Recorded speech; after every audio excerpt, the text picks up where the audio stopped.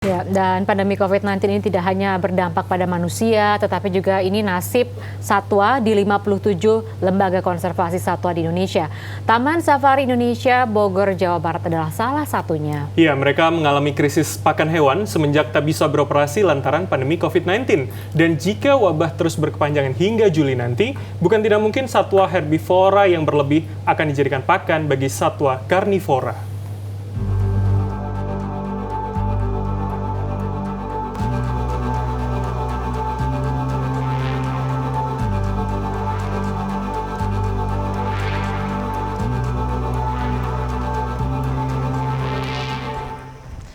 Taman Safari Indonesia mulai 23 Maret lalu sudah melakukan penutupan kunjungan wisata hingga waktu yang masih belum bisa ditentukan. Tujuannya tak lain tak bukan untuk mendukung upaya pemerintah dalam melawan virus COVID-19. Nah, ini tentu menjadi tantangan tersendiri bagi Taman Safari Indonesia Group, khususnya yang ada di wilayah Bogor, untuk bisa mengelola wilayah, kemudian menjaga kesehatan satwa dan juga menjaga ketersediaan pakan satwanya.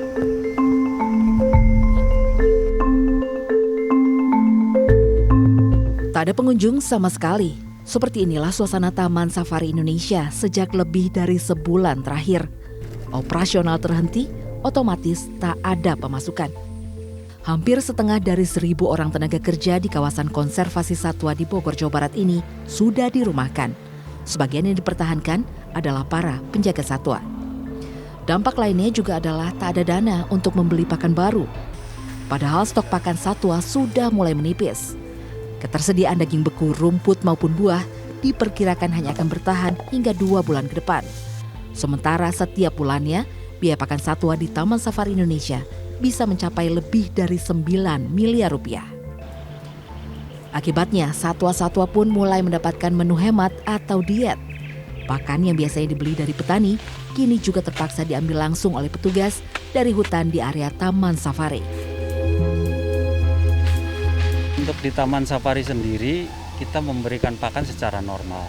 Cuma secara untuk penghematan, kita menekan biaya, misalnya untuk harimau yang tadinya kita berikan daging, mungkin sekarang kita beralih ke ayam gitu.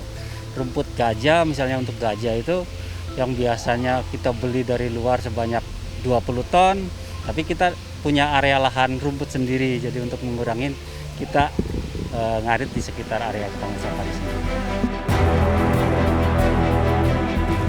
Di Taman Safari Indonesia Bogor ini terdapat 2.700 ekor satwa dari 250 spesies, baik unggas, mamalia, reptil hingga satwa lainnya.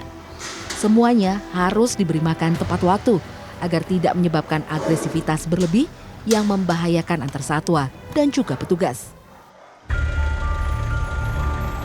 Di tengah seretnya pemasukan, beruntung masih ada beberapa pihak yang mau berdonasi.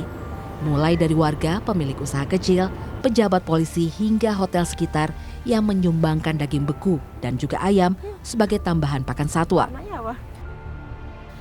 Meski demikian, donasi ini tentu tak bisa diandalkan untuk jangka waktu lama.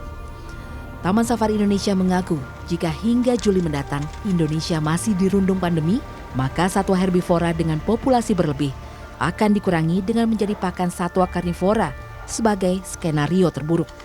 Tim Liputan Transmedia.